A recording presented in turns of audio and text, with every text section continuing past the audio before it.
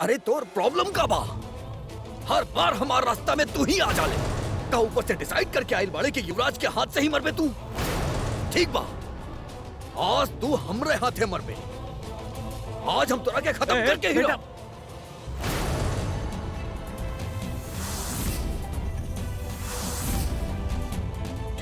कुंज तक पहुँचे से पहले तोरा हमके मारे होखी। यदि गोली चली तो पहले हमरा पर चली। चलावा गोली, मार दे हमके, खत्म कर दो। ट्विंकल तू बीच में मत हट जाए जैसे।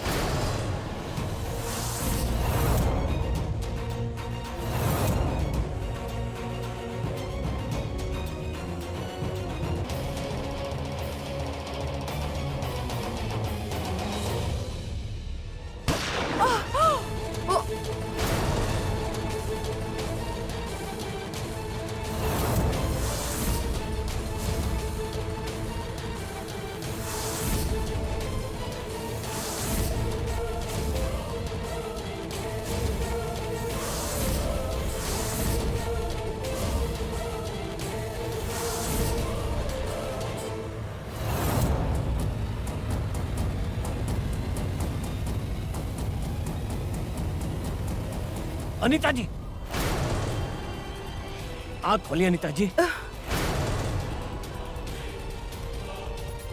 इका के नहीं रहुआ, हमार जान बचावे खाते रहुआ। आँख खोलिए अनीता जी। अनीता जी,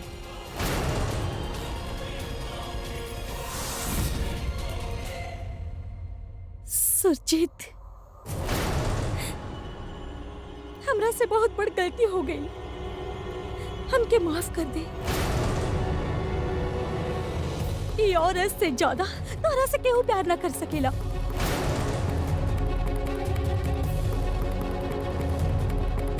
इस सही मायने में तोहार जीवन साथी बाड़ी। देखा ना कैसे ही तोहार जान बचौले बाड़ी और अपन जान दांव पर लगा देले बाड़ी। हम मंजूरी देवत बानी रिश्ता के।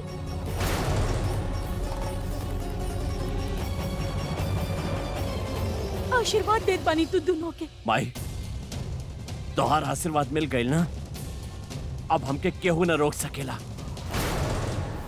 हम आज अभी ये बखत अनीता जी से शादी करब।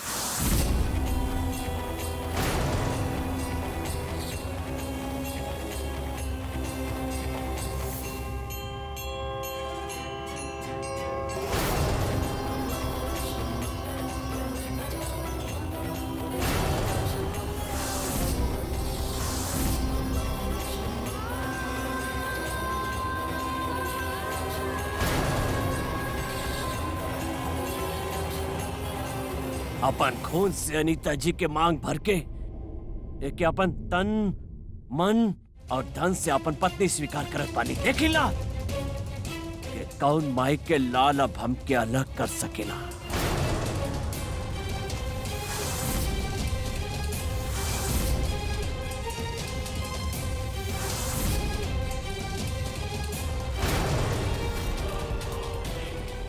हे भगवान, रउआ हमार ट्विंकल पे अपन मेहर बनाए रखिया। होकर अतीत के छाया होकर आवे वाला जिंदगी पर ना पड़े, वरना गजब हो जाई। यूवी और अनीता से होकर रक्षा करी।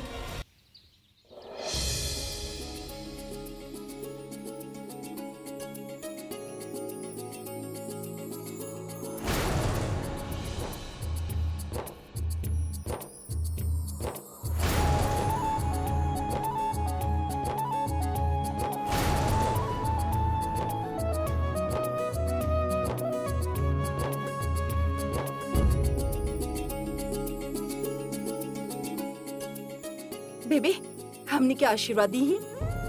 सदा सुहागन रह। वाहे गुरु तू दोनों के ढेर सारा खुशी देवे। अनीता, तू युवराज से बात कर ले लू ना? वो ठीक तो बा ना? हमार ओकरा से बात हो गई बा, वो बिल्कुल ठीक बा। हाँ, हमरा से नाराज जरूर बा, काहे कि ओकर माई शादी कर लेले बाड़ी ना, ऐसे। वैसे कहेले समय के साथ साथ सब कुछ ठीक हो जाला। जब वो देखी ना कि हम सुरजीत जी के साथ कितना खुश बानी, तो वो खुश हो जाए। भगवान करे ऐसा नहीं होके। आजा आजा। सुनो बेबे, हाँ? आज हमार गृह प्रवेश बा ना, तो रउआ हमके सगुन ना दे। हम मानत बानी कि हमार उम्र थोड़ा ज्यादा बा, लेकिन सगुन मांगे के हक त रखे नी ना। हाँ बेटी, जरूर। वो का बा ना, रातों रात सुरजितवा के बीवी तू बन गई बाड़ू, लेकिन अभी देर नहीं खे भइल। ट्विंकल, इन्हें आवा आवा। ये देख, ये हमार खानदानी कंगन बा। बेटा ऐसने कंगन हम तोहरा खातिर बनवाई और शगुन के तौर पर देब, ठीक बा ना? पर बेबे, गृह प्रवेश तो हमारा आजे बा ना, तो सगुन भी तो हमके आजे मिले चाहिए ना। हाँ, लेकिन ये बखत कहाँ से लाई बेटी कंगन? बेबी जी कंगन रउआ ट्विंकल के पहनवले बानी हूँ, एकरा हाथ से उतार के हमके पहना दी। ऐसे कैसे हम नया बहू के हाथ से कंगन उतार के तोहरा के दे दी? अब देखी, ई कंगन वैसे उ पुराना स्टाइल के बा न, तो हमके ज्यादा सूट करी। त रउआ एकर हाथ से कंगन उतारी और हमके पहना दी। ट्विंकल बेटा, तू आज के जमाना के लड़की बाड़ू, तोहरा खातिर ना नया डिजाइन के कंगन बनवा दे। ई कंगन हमके दे दा। जी बेबी।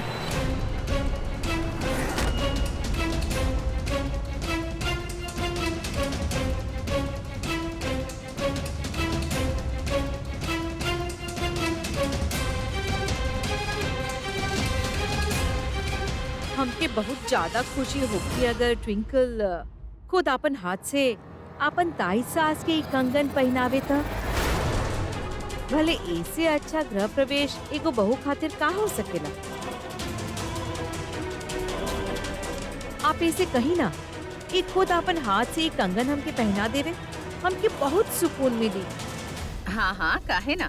ट्विंकल बेटा, अपन हाथ से अपन नई ताई सास के कंगन पहना दा। जी बेबी।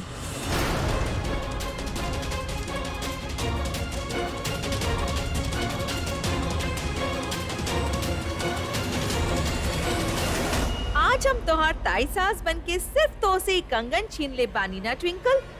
बस अब तू देखते जाओ कैसे हम तोहार सुख चैन छीन ले।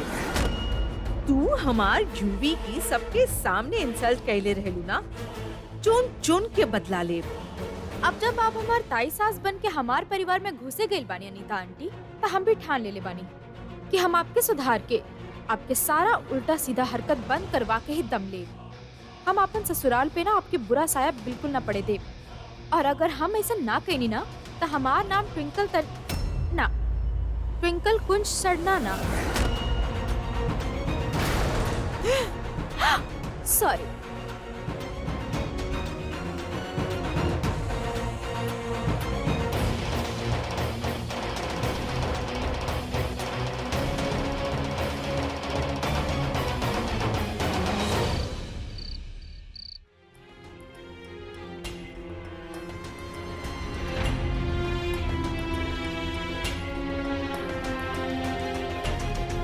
कहीं सुनले रहनी है, लड़कियन के समझल मतलब एक टांग पर पहाड़ चढ़ल। सही सुनले रहनी। एक्चुअली हमरा हिसाब से ना वो भी आसान होगी। लड़कियन के समझल मतलब इम्पॉसिबल। का कहल का चाहत बाड़ा तू? सीधा सीधा बोला ना। ना, एक्चुअली तू कुछ मत बोला कि तू कोनो गंदा टेढ़ा मेढ़ा सैड सा जोक मार के खुदे हंसबा। कितना इंटेलिजेंट हो गई बाड़ू तू, हमरा संगे रह के देख रहल बाड़ू तो के सब पता बा। अच्छा अब ई बतावा कि लड़कियन के कंगन, ज्वेलरी, नेकलेस, फलाना ढिमका ये सब इतना काहे पसंद बा? I mean, एगो कंगन ही तो देबे के पड़ल, ओमे इतना अपसेट काहे हो रहल बाड़ू? नया आ जाई। हमके टेंशन कंगन के नहीं खे। हमके पता बा कंगन तो हमके दूसर मिल जाई। प्रॉब्लम हमके वो तरीका से बा जौन तरीका से अनीता आंटी हमसे वो कंगन ले ली। उनकर तरीका टेढ़ा रहे, जैसे उनकर कोनो एगो गेम प्लान होखे।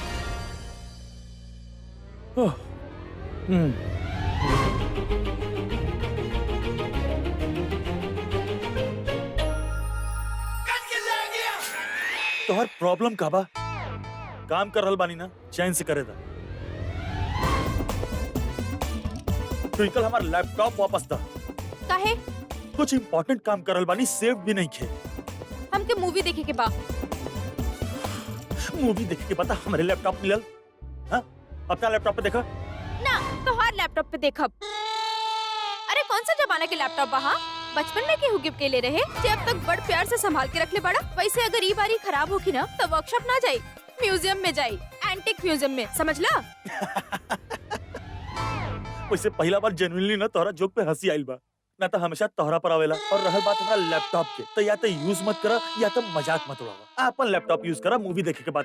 हमार लैपटॉप के चार्जर खराब है, ऐसे तहार लैपटॉप पे देख रहल बानी। और तू का इतना ओवर एक्टिंग कर रहल बाड़ा? हमार तहार ई का लगा के रख ले बाड़ा? हम तहार वाइफ बानी ना, तो जे तहार बा वो हमार बा, समझला?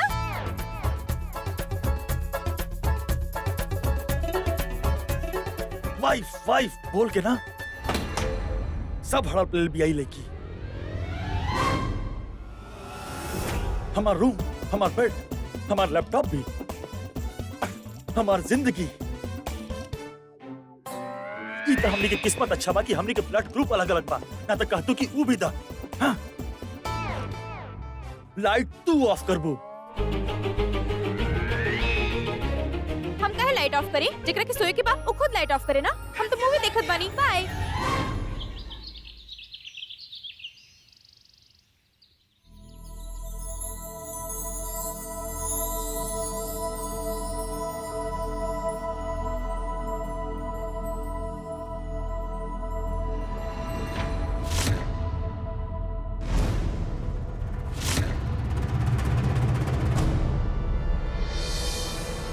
ट्विंकल और कुंज अलग अलग सो रहल बाड़े।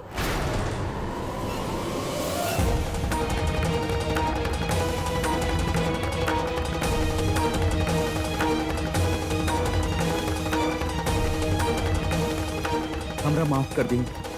अपन स्वार्थ में इतना अंधा हो गए रहने की आपके आंसू तक दिखाई ना देलस हमके। लेकिन माँ, आपके तो पता बा कि निकी माहौल में एडजस्ट ना कर पाई। ऐसे वो लंदन में अपन डैड के घर पर ही रही ईशान के साथे। हमके हमार बेटा मिल गए, बहुत खुश बानी बेटा। हाँ बेटा, देर आए तो रुस्त आए। भैया कुंज,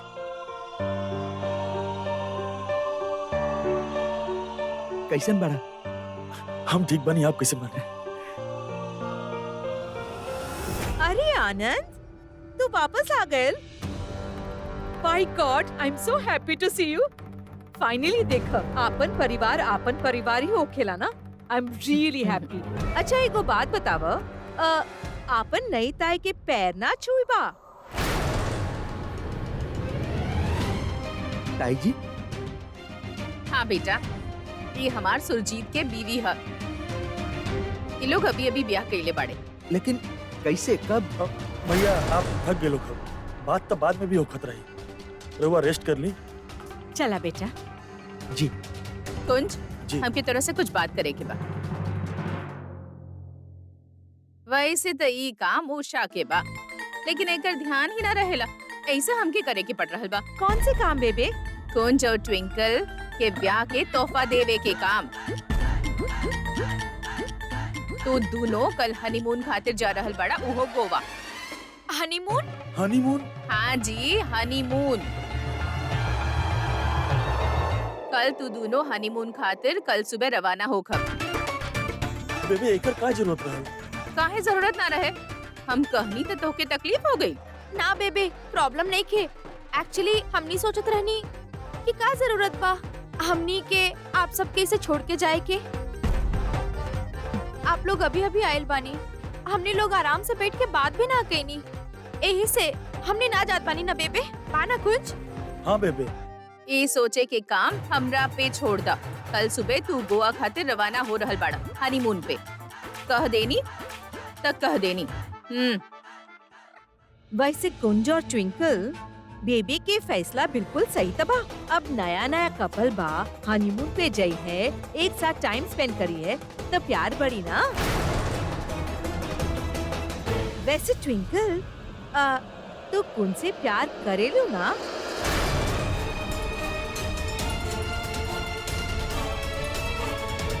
ना, I mean, हमारे पूछे के मतलब ही बाकी तू कुंज के साथ खुश तो बाड़ू ना?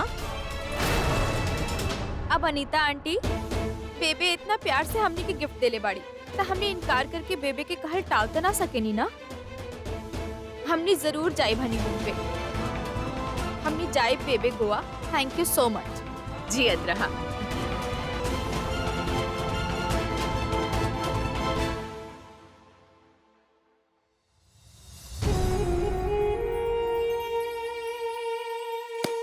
बेबे हमनी हनीमून पे ना जरूर जाई। बड़ा शौक चढ़ा बा हनीमून पे जाए के। अरे हम गुड लुकिंग बानी पर अपन भावना के ना तेरी कंट्रोल में रखा। इंटरेस्ट नहीं के हमके तोहरा में, कोनो डाउट मत रखिए, समझ लू। पता बा कितना बड़ प्रॉब्लम में फंस गई हमनी दोनों। अब अगर हमनी गोवा ना गई तो बेबे ना हमनी के ऐसन के तैसन कर दिया। हमने जाइब हनीमून पे, हमने जाइब गोवा। अनीता आंटी के देखले रहला कैसे रेडी बैठल रहली अपन मुंह खोले खातिर। का हम मना करती बेबे के कि हमके हनीमून पे नहीं जाए के, और वहाँ पे अनीता आंटी अपन मुंह खोल देती, बता देती बेबे के यूवी और हमारा अफेयर के बारे में। कुंज एगो लड़की के शादी से पहले अफेयर होखल बहुत बड़ी चीज होखेला।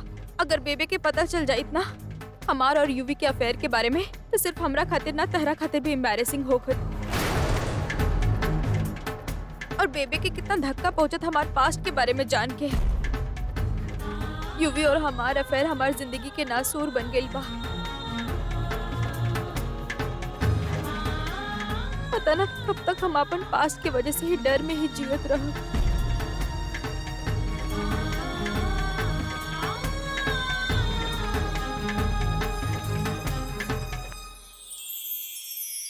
रोवत तू अच्छा ना लगेलू,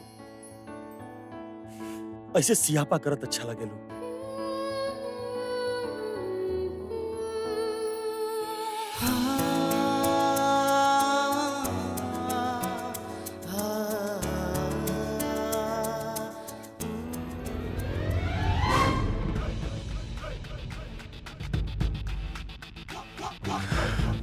हद बा यार, हमके नहीं खिंचाए के तोहरा संगे हनीमून। यहाँ तक फिर भी फैमिली के लिहाज करके तोके झेल लेनी, काम हम में खुद के बिजी कर लेनी, तोके अवॉइड कर लेनी। वहाँ ना 24 घंटा हमारा सर के ऊपर तांडव करबू तू। हम जानत बानी इरिटेशन हो रहल बा तोहसे।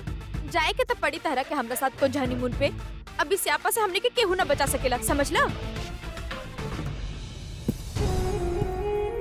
हम बचाई हर बार के जैसे। अब तो रूटीन बन गई बा ना, तू सियापा पे सियापा करा और हम सॉल्यूशन पे सॉल्यूशन निकालब। ये बार भी कोनो ना कोनो सॉल्यूशन निकाल ही ले। तोहरा संगे हनीमून पे ना जाई, समझ लू। बड़ा ही चौधरी बनेला, अपना आपके कुछ ज्यादा ही ओवर स्मार्ट ना समझेला। हम सॉल्यूशन निकालब। देखत बानी हम भी का बहाना निकालत बा। वैसे बाबा जी, ये सारा हस्बैंड ऐसा होखेले कि फॉल्टी पीस आप हमार किस्मत में ही लिख देले बानी।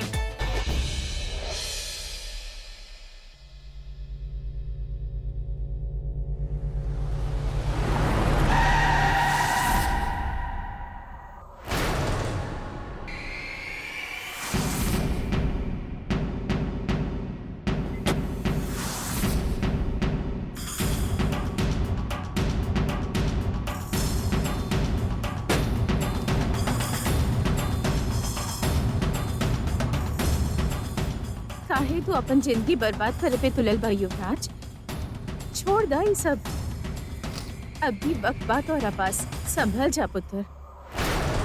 पुत्र, आज बड़ा प्यार से बात करता नहीं आप। आपके का लागेला ये सारा चीज जो भइल बा, ये सब हम आसानी से भूल जाए? अरे कैसे भूल जाए लीला आंटी, कैसे? आंटी को बात बताई हमके, का कमी बा हमरा में? तू कौन से ज्यादा गुड लुकिंग वाली, रिच वाली, स्टाइल बा। आपके बेटी ट्विंकल हमारे साथे ज्यादा खुश रहती, लेकिन फिर भी वो हमरा जैसे परफेक्ट हस्बैंड मटेरियल के छोड़ के कुंज के साथे शादी कर लेली। काहे? Why aunty, why? अरे वो कुंज हमरा से बेटर बाका। वैसे आंटी जी, अभी भी टाइम बा आपके पास। आप जाइं और अपन बेटी के समझाई क्यों हमरा पास वापस आ जाए। अरे यूवी के दिल बहुत बड़ा बा, हम ओकरा एक्सेप्ट कर लेब। ओए, हद में रहा तू। ओकर शादी हो चुकल बा, वो केहू और के पत्नी बा, समझ ला तू। इहे फर्क बा तुम में और हमार दामाद कुंज में। तो सिर्फ अपन बारे में सोचेला, रिश्ता, नाता, घर परिवार, ये सब कर अहमियत ना बा तोहरा में। और हमार कुंज, हीरा बा हीरा ओकरे तरह बने की कोशिश करा तू। ये सब छोड़ दा, कुछ ना हासिल होवे वाला तो के ये सब करके। और एक बात कान खोल के सुन ला तू, ट्विंकल के बारे में तो सोचे बंदे कर दा और अपन जिंदगी एगो नया सिरा से शुरू कर।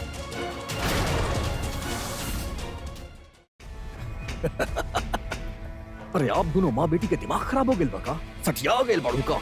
दिन रात कुंज कुंज कुंज के नाम के घंटी बजावत रहेलू, जैसे कुंज कुंज ना हो गई, ऊपर से भगवान आयल बड़े साक्षात। देखो बात बताइए आंटी, हम लूजर कुंज जैसा नहीं की, पता का है?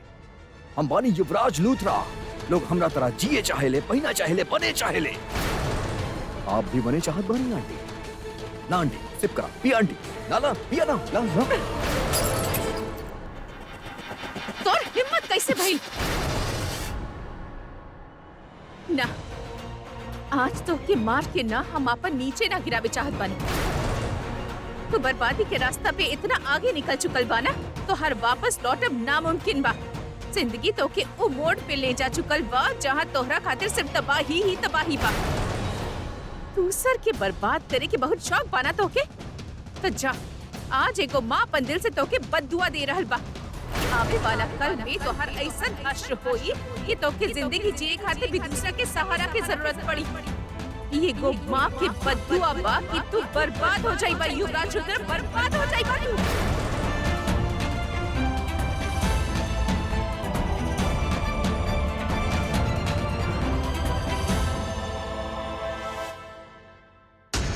हम आपके बद्दुआ से डर गई नहीं, बचावा बचावा बचावा।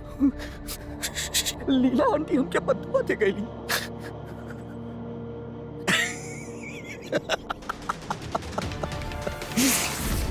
लाइफ हमार ना, बल्कि आपके बेटी के बर्बाद होके वाला बा लीला आंटी। इस बार हम फुल एंड फाइनल वॉर करें और आपके बेटी हमार होके रही। आप तो बस देखत जाई कि यूवी अपन फाइनल वॉर कैसे करेगा। कुंज और ट्विंकल के हनीमून के टिकट बा गोवा जाए के। लेकिन बेबे, जब घर का ऐसा हालात बा तो उनकर हनीमून पे जाए ठीक रही। ओशा रानी, मुसीबत तो आवत और जात रहे नी। अरे दोनों के नया नया प्यार बा, इहे वक्त हो खेला जब एक दूसरा के समझे, प्यार बढ़ावे। लेकिन बेबे, अरे तो चुप करा। अरे ई दोनों के प्यार बढ़ाई है तभी तो हमार घर में पोता पोती देख पाई बना। बस ई सुबह हनीमून पे दोनों निकल जावे, हमार कलेजा के ठंडक पड़ जाई। अरे ट्विंकल बेटा, कहाँ हो गइल? कुछ ना बेबे, चला। बुखार, खांसी और जुकाम। ये नवंबर के महीना बाना, इमे तो हम एक बार बीमार पड़ ही जाए नी बेबे। अच्छा अच्छा, हमार हालत खराब। हाँ बेटा, हाँ अब बैठ बैठ। हाय सॉरी बेबे, रउआ कितना प्यार से हमने के हनीमून के प्लान बनवले रहनी, लेकिन इतना बुखार चढ़ गई हमरा के। हाँ बेटा, 103 और ये जुकाम। हाँ? ये तो इतना जल्दी जाएला ना, अरे बेटा पता ना का होगी।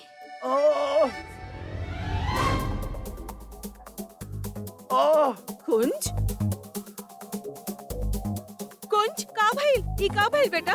का भइल? ई का हो गइल? सोच ले नहीं गोवा जाई, ट्विंकल के घुमाई, पर किस्मत ऐसा चोट दिलस ना, जाए लायक ही ना रानी। अरे आराम से टेबल लगा दो। आराम से। कुंज तू आराम करा, हम तारा ला कुछ खाए खातिर ले आवतानी। हाँ, ये का हो गइल बेटा? तो के इतना लागल कहाँ से? गोवा में गर्मी होखेला ना बेबे, तो सनस्क्रीन लेवे गए रहनी, तो जैसे ही बाहर निकलनी तो केहू चढ़ा दिला साइकिल। 10 किलो की साइकिल से तोहर टांग टूट गइल? साइकिल 10 किलो के रहल, पर जो बंदा चलावत रहल 100 किलो के रहल बेबे। हैं? हम इतना शौक से तू लोग खातिर हनीमून प्लान कइले रहनी, सारा फेल हो गइल। चला कौनो बात ना, हनीमून के काबा कौनो और टाइम चल जाई हा। भगवान की कृपा बा कि तू दोनों सही सलामत बड़ा एक दूसरा के साथ। ट्विंकल बेटा। जी बेबे। उधर काहे बैठल बाड़ू? तू आवा, इधर आके बैठा। आजा बेटा, आजा। हाँ आराम से, आजा आजा, बैठ। शाबाश। हाय हाय हम तो हाय खातिर बेबे। गर्म पानी लेके आवतानी तो हर सर्दी के राहत मिली। पानी मुंता सॉरी बेबे। दोनों बात ना हम पानी लेके आवतानी। हमरा मुंह पे मत खासा। काहे ना खसी तहार मुंह खराब कर दे। तहार खराब आइडियाज जैसन हमार पैर टूट गइल बेबे। ऐसन केहू प्लान बनावेला? वैसे भी हमके पता नहीं कि तहार दिमाग तो काम करे वाला बाना। ऐसे हम सोचनी हमें कोनो ड्रामा कर देतनी और हम बीमार होकर एक्टिंग कर देनी। हम कसम खइले रहनी कबू झूठ ना बोले के, पर हमके बेबे और मम्मी जी से झूठ बोले के पड़ल। हमके कितना बुरा लागल। आराम से बोल। काहे? काहे की नाटक करल बाड़ू? वोट नहीं खूब मांग रहा। बेबे सुन ली ना तो दोनों को उठा के पार्सल कर दिया गोवा। एक्चुअली गोवा चलल जाए, मजा आई। बीच समुद्र में ना तोके धक्का मार दे, चिल करब गोवा में, अकेले वापस आई, मजा नहीं लाई। और तू हमके ओवर एक्टिंग बोल रहल बाड़ू, बीमार होके के नाटक कर रहल बाड़ू। शकल देखले बाड़ू अपन तू, काजल, झुमका, लिप ग्लॉस, वाह फैंसी। हाँ 2-3 लेयर और लगा ली तू मेकअप। हमारा आइडिया खराब बा और तहार आइडिया अच्छा बा। हमार पैर टूट गए। 70s के फिल्म में ना लोग बनावत रहले ऐसे आइडियाज। ओ स्यापा क्वीन। घटिया ड्रामे बॉस। ट्विंकल बेटा पीला बेटा गरम गरम पानी। चिपकली। कभी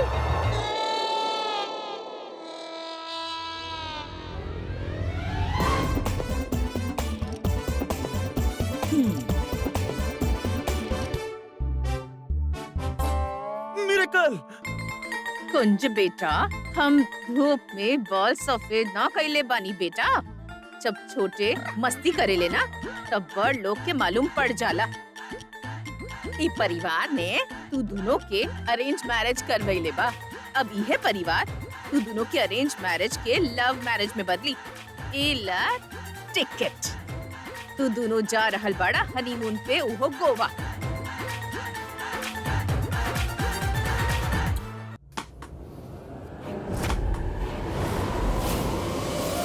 युवी कहाँ बात? तू कब से ढूंढत रहनी हम। काहे आइल बानी आप यहाँ पे? हमके समझावे चाहत बानी कि हम आपके शादी एक्सेप्ट कर ली। जौन सरना फैमिली के हम बर्बाद होकर देखे चाहत बानी, वहाँ खुद आपके हम छोड़ के आई। का चाहे ली आप? जौन धोखा आप हमके दहले बानी, वो सब हम भूल जाई। ये सब कुछ भूल के स्माइल करी, आपके गले लग जाई। का ये चाहे ली आप? हाँ इहे चाहत बानी हम।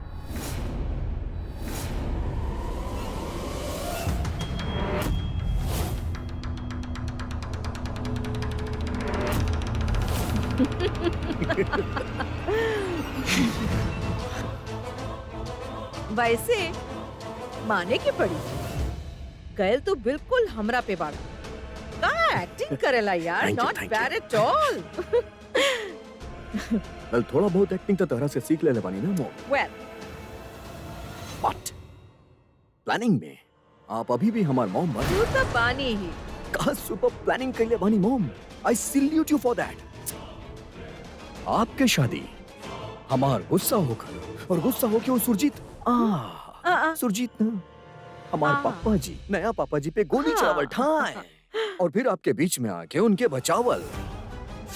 एकदम परफेक्ट प्लान रहे मॉम, एकदम perfect. Thank you my son, thank you very much. वैसे हमरे पास और कोनो रास्ता भी न रहे।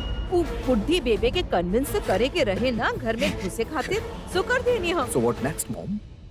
अब का प्लान बा? अब तू देखा जा ट्विंकल के बर्बादी। वो घर में तो हम घुस गए बानी, बस वो घर के सब लोगन के सामने होके इतना बदनाम करब कि तंग आके वो लोग एक दिन खुद होके घर से आउट कर देंगे। And you know what UV, या हमनी के पास एगो और बहुत अच्छा मौका आयल बा। बेबे ट्विंकल और कुंज के कल सुबह के फ्लाइट से हनीमून खातिर गोवा भेजल बानी। Honeymoon in Goa. Yes actually you right mom, मौका तो वाकई बहुत अच्छा बा। अब यहाँ से शुरू हुई हमनी के प्लान के नेक्स्ट फेज। अब ट्विंकल के बर्बादी के पहला पड़ाव तो आप पार कर चुकल बानी ना मॉम। अब दूसर पड़ाव तो हम तय करब। Twinkle baby, get ready for some serious फन।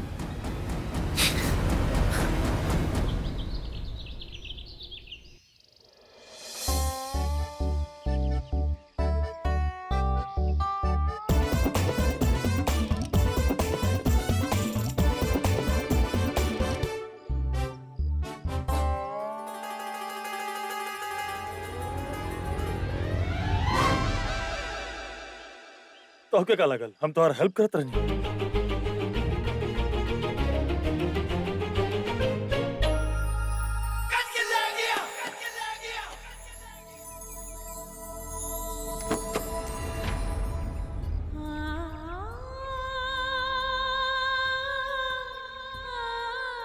अरे बैठा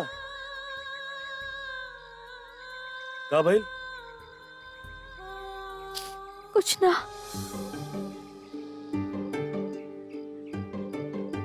माँ से मिले के बाद हाँ ना, एक्चुअली चला।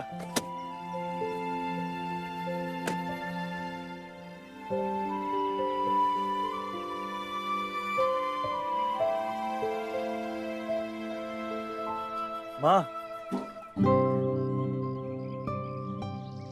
ट्विंकल,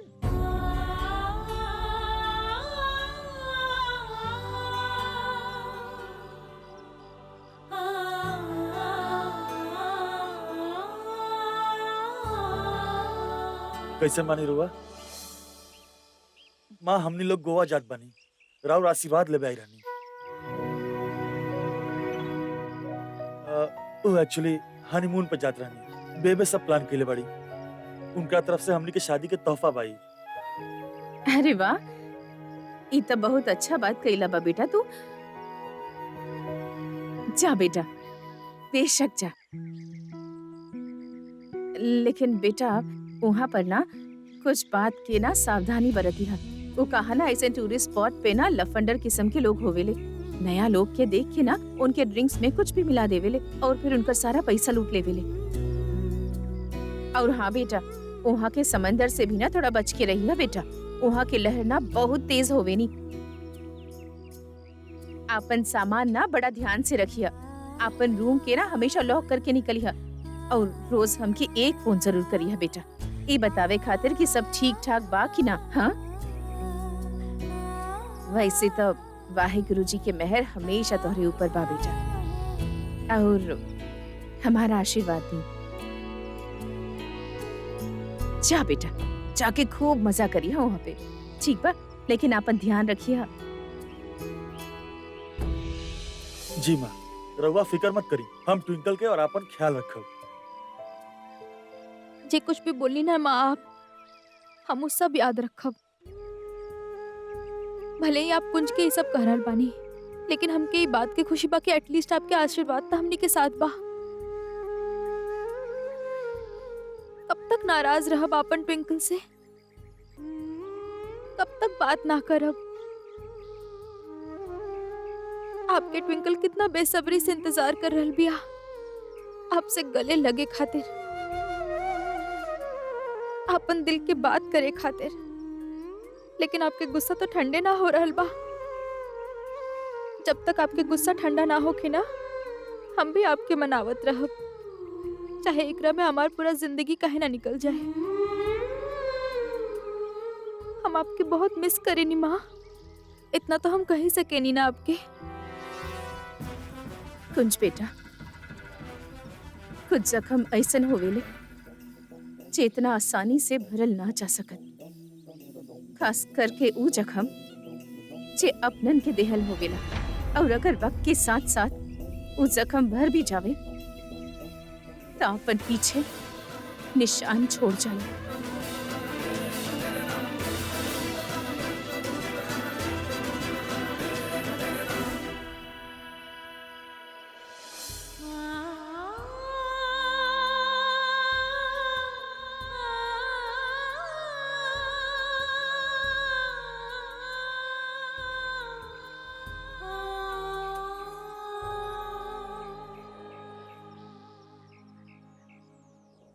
हमके आज के गोवा के अर्जेंट एक टिकट चाहिए।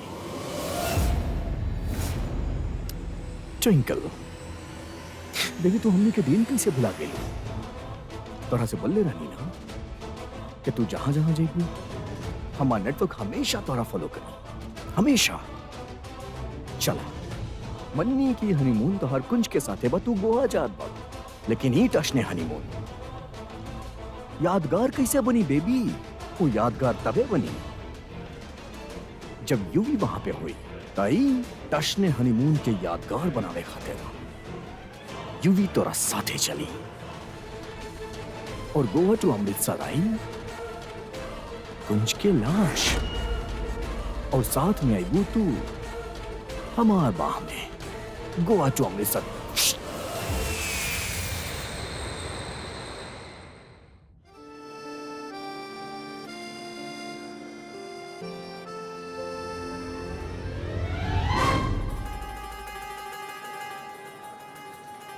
फॉरवर्ड। का कहलू तू? हम कहनी का कहलू तू? कुछ ना, घबरा काहे रहल बड़ू? बोला ना का कहलू? हम काहे घबराई? और जो कहनी से कहनी तो सब लड़का एक जैसन होखेला। लड़की देखला ना और ताड़ल शुरू।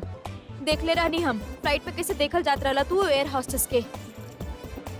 अब तो छोड़ दा, बेचारी के घर छोड़ के आई बका। हो गई। देखो वैसे ही तुम्हार ऊपर के माला खाली बा, ऊपर से गंध अलग भरल बा। गंदा दिमाग, मतलब कुछ भी बोलबो कि हम लड़कियन के बाय द वे अगर हम लड़कियन के देख भी रहल बानी और अगर लड़की हमके देख रहल बिया तो तोके का प्रॉब्लम बा? जेलसी हो रहल बा? सडनली अपन पति खातिर पॉजिटिव फील कर रहल बाड़ू तू?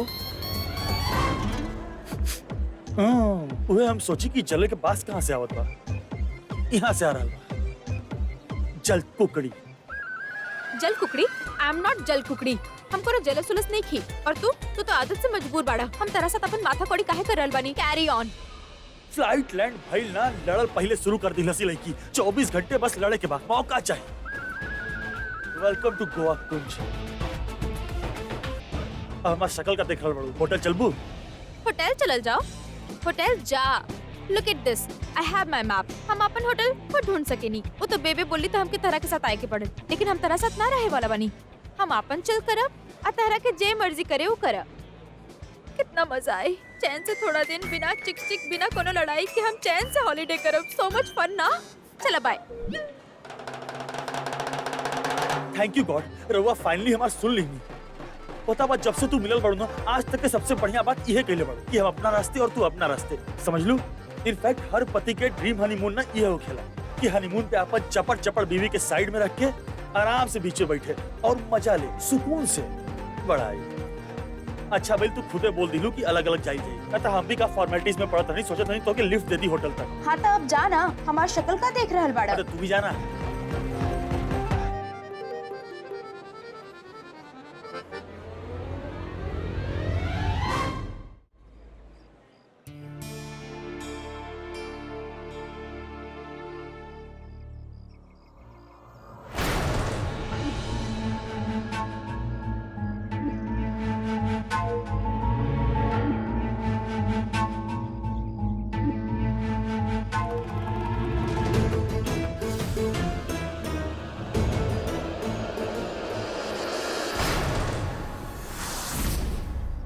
हाय लीला, आई मीन समधन जी, स्वागत ना करबू हमार?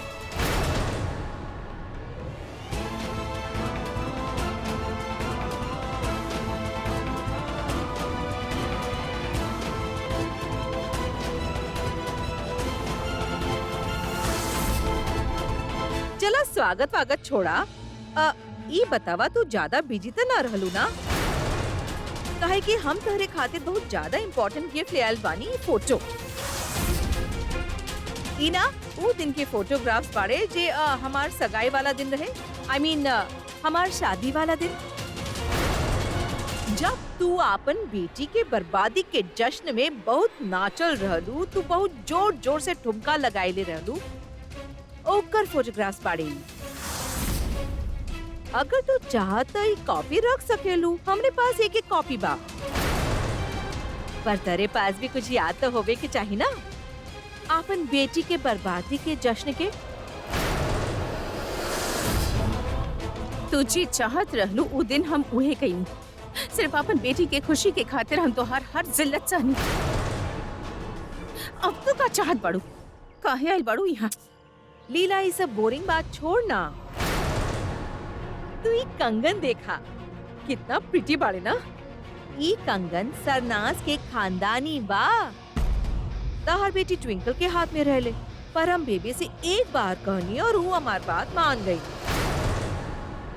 ट्विंकल से कहनी के बेटा तू ही कंगन उतार दो और खुद अपन हाथ से अपन ताई सास के पहना दो। और ट्विंकल हमके पहना दिलस। हाउ क्यूट ना। आई नो तू काफी ज्यादा इंटेलिजेंट बाड़ू और समझ रहल बाड़ू कि हम का कहे चाहत बानी। वैसे अगर तोके बुरा ना लगे तो एगो बात कही तो से, ट्विंकल के शादी के बाद ना तू बहुत ज्यादा केयरलेस हो गई बाड़ू। तार घर के बाहर इतना धूल मिट्टी छी। I mean look at this. हमारे सैंडल्स इतना गंदा हो गए ले, अभी पहन के शॉपिंग पे हम कैसे जाए। ट्विंकल यहाँ पे होत ना तब बड़ा आराम से और बड़ा प्यार से अपन हाथ से हमारी सैंडल साफ करत। पर एक्चुअली का फर्क पड़ेला अगर वो यहाँ पे ना पा। ट्विंकल ना तो ओकर माँ सही। कमाल।